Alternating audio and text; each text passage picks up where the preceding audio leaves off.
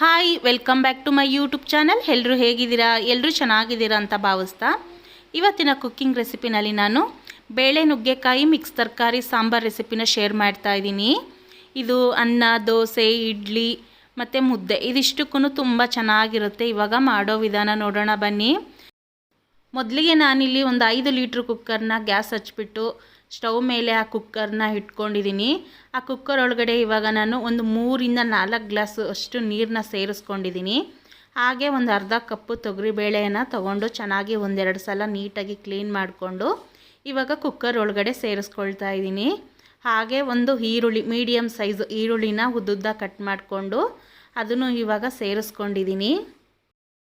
ಹಾಗೆ ಇದಕ್ಕೆ ಎಲ್ಲ ಥರ ತರಕಾರಿನೂ ಸೇರಿಸ್ಕೋಬೋದು. ಆಲೂಗಡ್ಡೆ, ಬದನೆಕಾಯಿ, ಗೆಡ್ಡೆಕೋಸು, ಬೀನ್ಸು, ಕ್ಯಾರೆಟು. ನಾನಿಲ್ಲಿ ಇವತ್ತು ಬರೀ ಬೀನ್ಸು ಕ್ಯಾರೆಟ್ನ ಸೇರಿಸ್ಕೊಳ್ತಾ ಇದ್ದೀನಿ.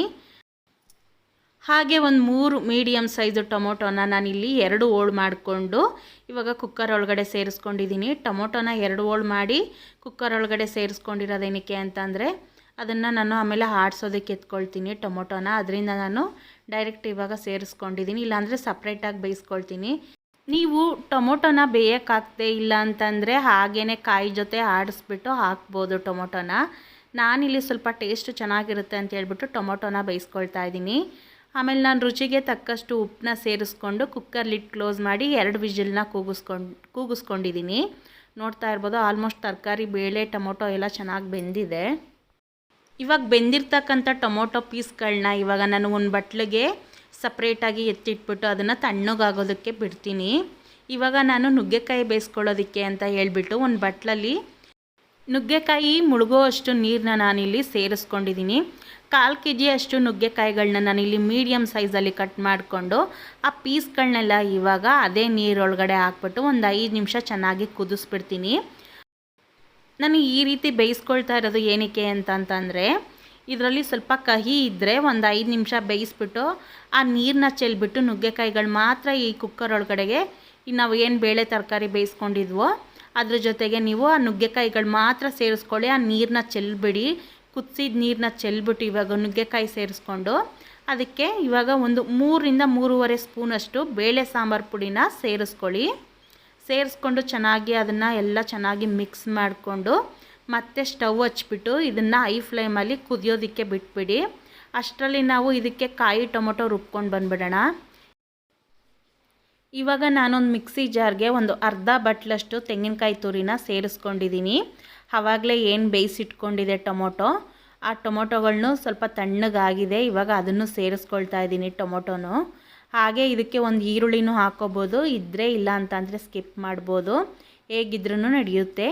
ಈ ರೀತಿ ಆಡಿಸ್ಕೊಂಡು ಇವಾಗ ಬೇಳೆ ಸಾಂಬಾರು ಏನು ಕುದೀತಾ ಇದೆ ಅದಕ್ಕೆ ಇದನ್ನು ಸೇರಿಸ್ಕೊಳ್ಳೋಣ.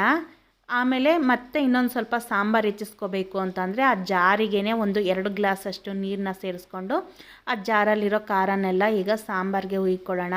ನೋಡಿ, 5 ಲೀಟ್ರ್ ಕುಕ್ಕರಲ್ಲಿ ನಾನು ಇಷ್ಟು ಸಾಂಬಾರನ್ನ ಮಾಡ್ಕೊಂಡಿದ್ದೀನಿ. ನಿಮಗೆ ಸಾಂಬಾರು ಅಳತೆ ನಿಮ್ಗೆ ಎಷ್ಟು ಬೇಕೋ ನೋಡಿಕೊಂಡು ತೊಗರಿಬೇಳೆನೂ ಇನ್ನೊಂದು ಸ್ವಲ್ಪ ಜಾಸ್ತಿ ಹಾಕ್ಕೊಂಡು ಕಾಯಿ ಟೊಮೊಟೊ ಇವೆಲ್ಲ ಸ್ವಲ್ಪ ಜಾಸ್ತಿ ಹಾಕ್ಕೊಂಡು ನೋಡ್ಕೊಂಡು ಮಾಡ್ಕೊಳ್ಳಿ. ಅದನ್ನು ಇವಾಗ ಕುದಿಯೋದಕ್ಕೆ ಬಿಟ್ಬಿಟ್ಟು ಇಲ್ಲಿ ಇವಾಗ ಸಾಂಬಾರಿಗೆ ಒಗ್ಗರಣೆ ಹಾಕ್ಕೊಳ್ಳೋಣ. ಒಂದು 15 ನಿಮಿಷ ಕುದಿಸ್ಕೊಂಡ್ರೆ ಸಾಕಾಗುತ್ತೆ ಸಾಂಬಾರು. ಅಷ್ಟರಲ್ಲಿ ಇವಾಗ ಒಗ್ಗರಣೆ ಹಾಕ್ಕೊಬಿಡೋಣ. ನಾನಿವಾಗ ಒಂದು ಬಾಣಲೆ ಇಟ್ಬಿಟ್ಟು ಅದಕ್ಕೆ ಇವಾಗ ಒಂದು 4 ರಿಂದ 5 ಸ್ಪೂನು ಎಣ್ಣೆನ ಹಾಕ್ಕೊಂಡಿದ್ದೀನಿ. ಹಾಗೆ ಒಂದು ಚಿಟಿಕೆ ಸಾಸಿವೆ, ಸ್ವಲ್ಪ ಕರಿಬೇವು, ಒಂದು 5 ರಿಂದ 6 ಒಣಮೆಣ್ಸಿನ್ಕಾಯಿ, ಒಂದು ಮೀಡಿಯಮ್ ಸೈಜು ಈರುಳ್ಳಿನ ಇಲ್ಲಿ ನಾನು ಉದ್ದುದ್ದ ಕಟ್ ಮಾಡಿಕೊಂಡು ಇಲ್ಲಿ ಚೆನ್ನಾಗಿ ಫ್ರೈ ಮಾಡ್ಕೊಳ್ತಾ ಇದ್ದೀನಿ. ಈರುಳ್ಳಿ ಎಲ್ಲ ಸ್ವಲ್ಪ ಮೆತ್ತಗಾದ್ಮೇಲೆ ಒಂದು ಮೀಡಿಯಮ್ ಸೈಜು ಟೊಮೊಟೊನ ನಾನಿಲ್ಲಿ ಚಿಕ್ಕದಾಗಿ ಕಟ್ ಮಾಡಿ ಸೇರಿಸ್ಕೊಳ್ತಾ ಇದ್ದೀನಿ ಒಗ್ಗರಣೆಗೆ. ಬೇಕು ಅಂತಂದರೆ ಹಾಕ್ಕೋಬೋದು, ಇಲ್ಲ ಅಂತಂದರೆ ಇಲ್ಲ. ಟೊಮೊಟೊ ಆಪ್ಷನ್ ಅಷ್ಟೇ. ಟೊಮೊಟೊನು ಬೇಕು ಅಂತಂದರೆ ಸಾಂಬಾರಿಗೆ ನೀವು ರುಬ್ಲಿಕ್ಕೆ ಹಾಕ್ಬೋದು. ನಾನಿಲ್ಲಿ ಒಂದು ಮಾತ್ರ ಒಗ್ಗರಣೆಗೆ ಹಾಕ್ಕೊಂಡಿದ್ದೀನಿ. ಆ ಒಗ್ಗರಣೆ ಎಲ್ಲ ಚೆನ್ನಾಗಿ ಬೆಂದಿದೆ. ಇವಾಗ ಅದಕ್ಕೆ ನಾನಿಲ್ಲಿ ಸಾಂಬಾರನ್ನ ಸೇರಿಸ್ಕೊಳ್ತಾ ಇದ್ದೀನಿ. ಇವಾಗ ಬಾಣಲಿಗೆ ಸಾಂಬಾರನ್ನ ಸೇರಿಸ್ಕೊಂಡು ಆ ಬಾಣಲಿಲಿರೋ ಸಾಂಬಾರನ್ನ ಇವಾಗ ಕುಕ್ಕರ್ ಒಳಗಡೆ ಹಾಕ್ಕೊಳ್ತಾ ಇದ್ದೀನಿ. ನಾನು ಬೇರೆ ಪಾತ್ರೆಗೆ ಹಾಕ್ಕೊಂಡಿಲ್ಲ ಸಾಂಬಾರನ್ನ, ಇವತ್ತು ಕುಕ್ಕರಲ್ಲೇ ಮಾಡಿದ್ದೀನಿ ಡೈರೆಕ್ಟಾಗಿ ಸಾಂಬಾರನ್ನ. ಹಾಗೆ ಸ್ವಲ್ಪ ಮಳೆ ಬರ್ತಾ ಇದೆ, ಸ್ವಲ್ಪ ಡಿಸ್ಟರ್ಬೆನ್ಸ್ ಇದೆ, ಸ್ವಲ್ಪ ಅಡ್ಜಸ್ಟ್ ಮಾಡ್ಕೊಳ್ಳಿ.